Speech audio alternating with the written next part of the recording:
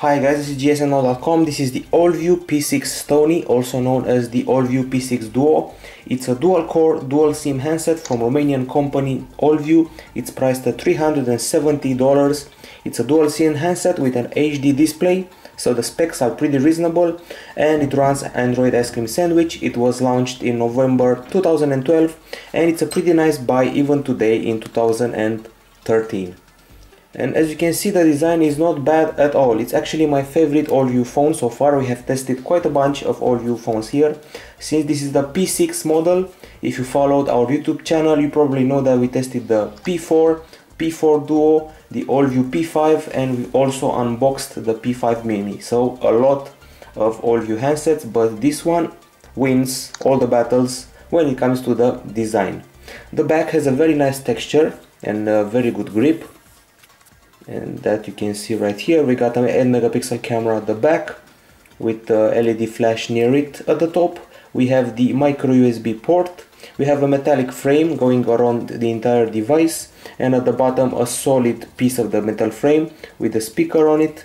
At the bottom we have the audio jack, a pretty interesting approach to put the audio jack at the bottom, just like on the iPhone 5. Here we have the volume buttons on the side and a strange placement for the power button on the left side. Usually you find it either on the right side or at the top, but this time on the left side, and it's quite hard to press. Here we have the earpiece, the front camera, a bunch of sensors right here, and I guess that's about it when it comes to the design. Obviously under the hood, 2 SIM slots, 1 micro SD card slot, and that's about it. As you can see, 8 megapixel camera, has a nice ring around it, a pretty big lens I have to say. And the thing I don't like about this is that when you place the handset on a flat surface, it kind of stands on the camera, and here there's a blank area, so it will do like that. So overall the look reminds me of the Galaxy Nexus a little bit, and also of the iPhone, but just a little bit. As you can see, we don't have capacitive buttons, instead we have virtual buttons on the front side of the device. It sits well in the user's hand. It's got a 4.65-inch display, and the buttons on the side are pretty rigid and small. That's my only objection as far as design goes, but once again it sits well in the user's hand. The battery at the back is a non-removable one, as you saw in our unboxing. And now for the measurements, well, it measures 8.6mm in thickness, it weighs 131 grams, and now let's get to the hardware, since that's the interesting bit. The CPU, well, we have here a MediaTek MT6577 dual-core processor. This one is a Cortex A9 1 GHz CPU, and the GPU is a PowerVR SGX 531 Ultra. Don't know if it rings any bell for you, but we played a bunch of games on it and they were just fine. This beautiful and crisp display, well, this is a 4.65-inch Super AMOLED screen. The resolution is 720p, so it's HD. It's got 316 dpi density and 60 million colors. It's also got Gorilla Glass 2 protection, and as you can see, colors are bright and vivid, and everything looks crisp on display, even with the brightness turned down to 50% right now in order for us to film the review better. I must also mention that this device has the same processor as the Allview P5 and the P4 Duo that you already saw in our reviews. It's got a 16GB micro SD card right here inside, bundled with the phone for $370. You should remember that. And also you should know that it has 4GB of flash storage inside, so aside from those 16 that you get as a bonus, of which 2GB from the 4 flash storage are available to the user. You also get 1GB of RAM, and this is a dual SIM phone. As I mentioned, it's got GPS, it's got dual standby, dual microphone with noise cancelling technology, proximity sensor, an accelerometer, and FM radio with RDS. Just for people who want to stay healthy and want to stay protected, its SAR level is 0.528. As far as connectivity goes, we have available HSDPA connectivity with a maximum speed of 7.2 megabytes per second. There's also DLNA on board, Bluetooth 3.0, and this camera at the back is an 8 megapixel sensor. It's an OmniVision OV8830 sensor, the same one from the Allview P4 and the P4 Duo. As far as the audio goes, I'm very happy to announce you that we have a Yamaha amplifier on this handset, so the good audio experience is guaranteed. I must also mention the battery. We're dealing with a lithium polymer 2100 mAh unit, supposed to power this bright display. That's also pretty big. And now for the figures about the battery. On paper it should provide 330 minutes of talk time and 260 hours of standby time. In real life use, well, to us it provided 1 full day of functioning with moderate use, or about 4 hours of continuous HD playback, or 6 hours of gaming. So that's the battery life of the Allview P6 Stony. Okay guys, now it's time to test the audio side of the device. Recently we had some copyright problems by playing back various songs from famous artists. That's why I'm going to go to SoundCloud and praise some anonymous artists. Well, you may not like the sound of it, but it's better to avoid any copyright problems and actually get a feel of what this device brings. So you can try to play a more chill out song and turn up the volume to hear what the device can do. This is the speaker at the back. We got an audio amplifier inside, the Yamaha one. The volume of the device is very good, the clarity is also very good. Let's skip in the song.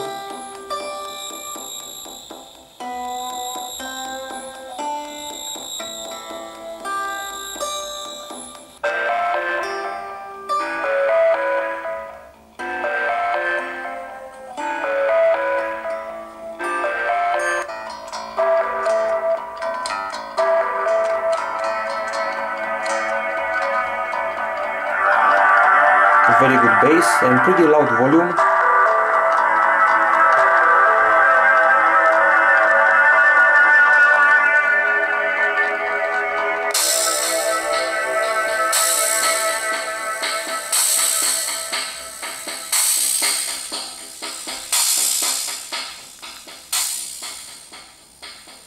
Okay, enough about this. In case you're wondering, this is a personal composition of mine on SoundCloud, so trying not to breach copyright. Sorry if you didn't like the song, but I was just here to emphasize the audio quality and the huge volume of the Allview P6. So once again, good clarity, actually pretty good headphones bundled with the device, and if I were to give a grade to the audio side, it would be 10 out of 10. Well, for the video, I'm going to resort to YouTube, and I'm going to show you a trailer of a nifty little game. It's called Metal Gear Rising, and I'm going to show you a bit of gameplay footage. Hopefully this one doesn't mean a copyright strike. And this video is in HD, and we can admire the brightness, the colors and the contrast of the screen, which are all great. By the way, it behaves great in sunlight. The Super AMOLED screen does a fine job. The viewing angles are great, so let's skip ahead. So viewing angles, great, you can already see that.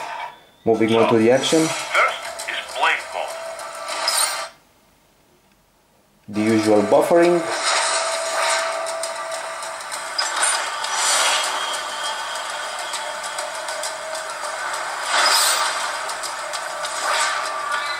This game is launching next month, in case you're wondering, so it launches in February. Cut them down in whatever way you like.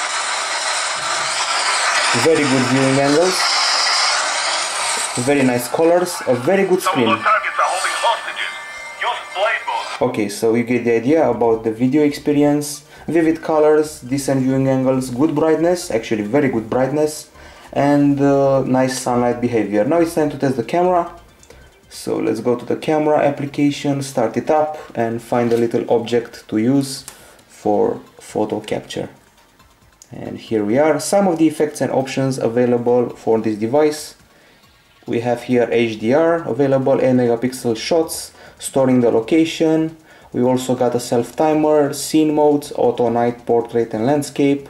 We got exposure values and a bunch of effects like noise, grayscale, mosaic, stamp, mirror, emboss, antique and fisheye. And I have to say, we actually got a pretty nice zoom going on this device, pretty decent zoom. We also got the touch to focus working just fine, plus some flash options. So let's take a picture. As you can see, the interface has been customized by Allview, also in the camera section. They also customized the main interface of the device. And this is the resulting picture. As usual, for most handsets nowadays, it's not brilliant. considering it's done indoors, but outdoors things are a whole different level. Moving on to the video capture, you should probably know that this camera only does 720p maximum capture. So here we are, 720p is the maximum, microphone on or off, scene modes available, exposure also available, and those are about all the options you can play with. Once again, this sensor is an OmniVision OV8830. It's got autofocus, LED, it's got geotagging and HDR, 720p, 30 frames per second capture, a pretty nice zoom and a pretty nice HDR. So let me show you the gallery and some pics taken with this handset. So let's go to the pics. A bunch of the photographs taken recently using this handset. The close-ups are actually very good. Some of them are actually really good. As you can see, the bark of the tree looks fantastic. This is almost wallpaper-like quality. Some nice effects here.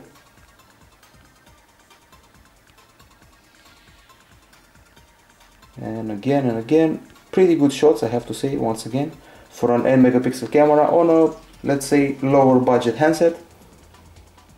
And now I also have to show you a video. And once again, a close-up. Pretty well done. And now video capture done with this handset. Here we are. 720p, 30 frames per second.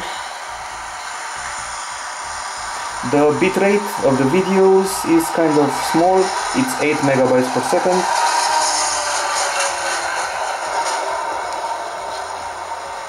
As an example, the HTC 8X has 20 megabytes per second bitrate, so while the bitrate may not be great, the quality is decent for 720p capture and also the zoom is decent.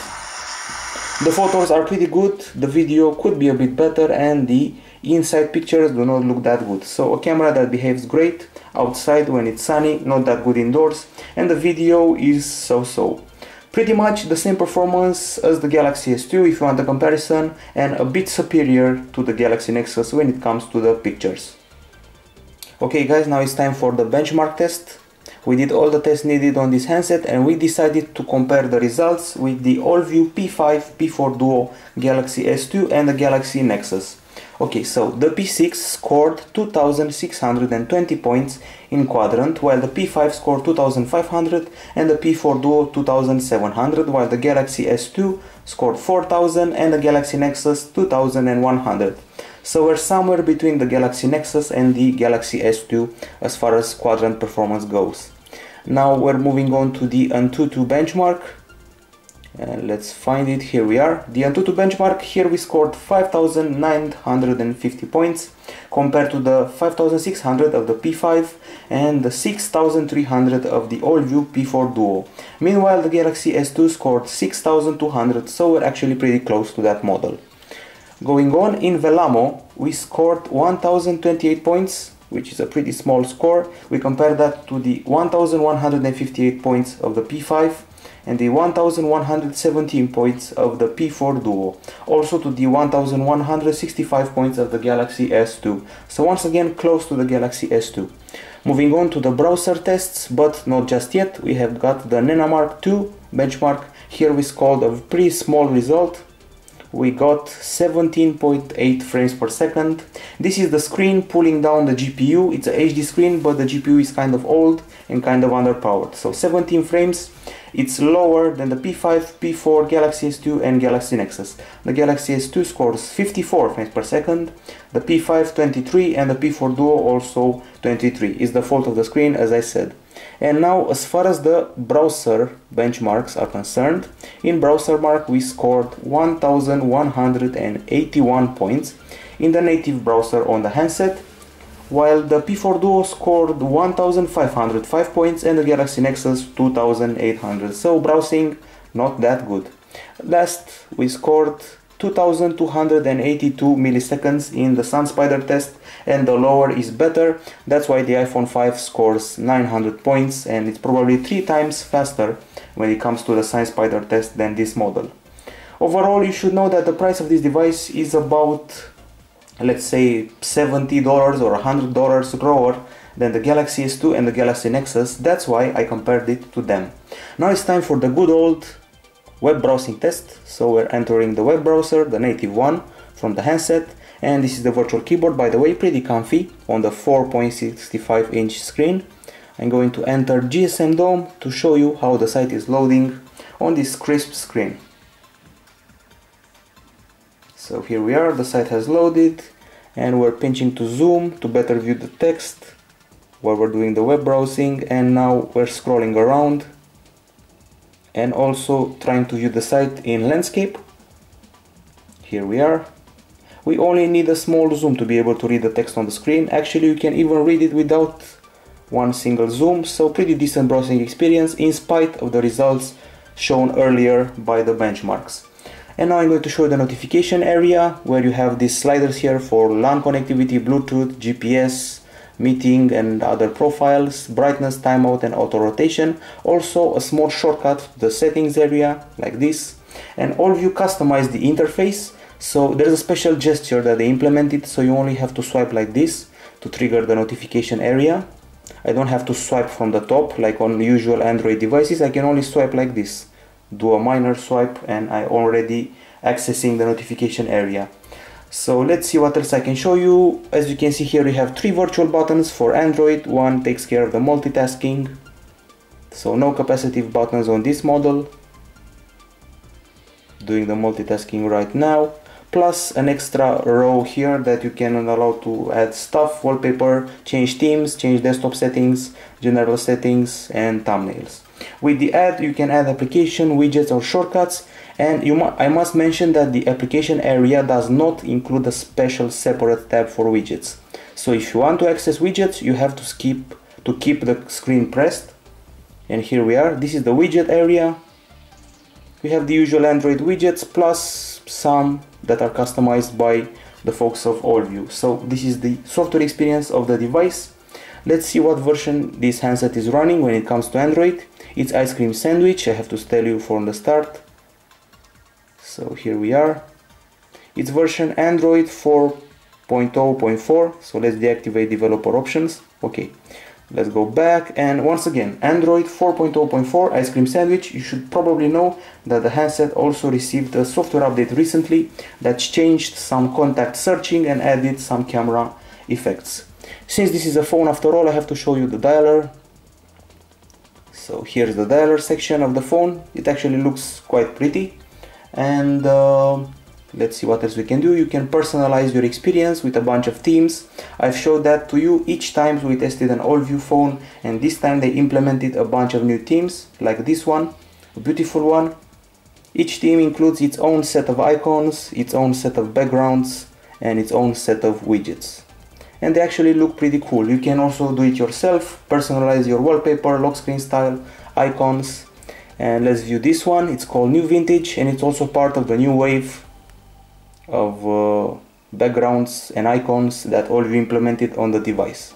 So this is how you can personalize your phone. Other than that, we got the usual set of application. We got Play Store here, so you can download your apps from it. We've got Gmail, so you can read your email. Here it is, good old Gmail. Syncing the emails right now.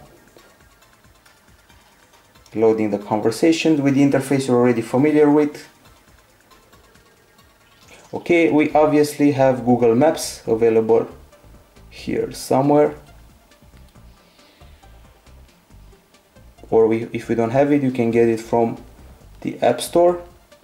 Since some Allview handsets do not have maps installed, just like YouTube, I have to get it from the Play Store, and apparently I have to update it. But before that, let me show you the maps experience on the handset. So let's tweak the settings, use all the services here, GPS included, and check out the maps. In landscape mode, right here, looks pretty fine on this HD screen. So let's also add a satellite view. So it's the classic maps experience, looking hotter than ever with the latest updates. You can search for a POI, doesn't seem to lag, maybe only a bit for the first startup, but other than that, decent mapping experience on the handset. Once again, this is the Allview P6 Stony, and you can also socialize on it, and the socializing goes down through Twitter that we installed right here.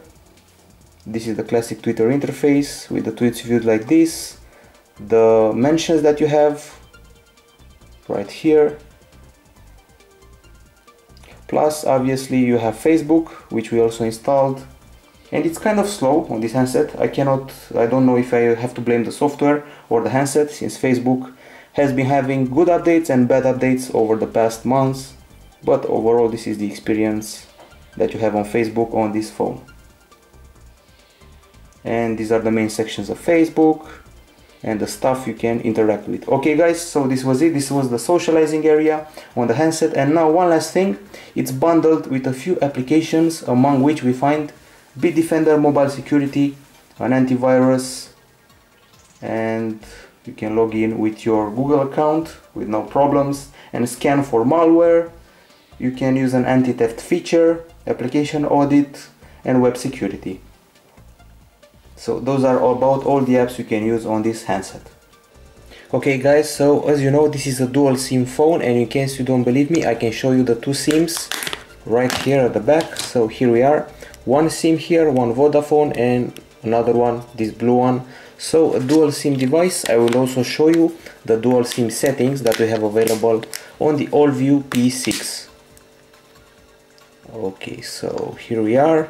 Here at the top you can see the two networks, the two signals next to the Wi-Fi symbol activated at the same time. This is a dual SIM, dual standby phone, and now I'm going to access the dual SIM settings. Here we are, dual SIM setting. This is the first SIM card. You can enter a phone number, edit the SIM name, and change its background color to your liking. You can do the same for the second SIM. You can also select the default SIM for voice call, default SIM for video call, messaging, data connection, and some settings for the roaming. So that's it, the Allview P6 Stony. Time for the conclusions and the pros and cons for this beautiful device, priced at around $370. So the pros, the design, as I said from the beginning, we like the design quite a bit, with this metallic frame, this big base of the phone, and this interesting camera integration, although it stands in a weird way on a flat surface. Okay, so we like the design, we like the audio with the Yamaha amplifier, the good volume, we like the screen, the Super AMOLED screen with great viewing angles that I already praised.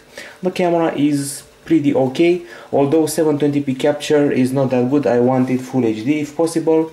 The price is reasonable, the screen is an HD one, and I frankly cannot say that I know another phone both with dual SIM and HD screen, so that's important. We also have a micro SD card bundle with the phone, yet another plus. And now the cons. Well, the battery.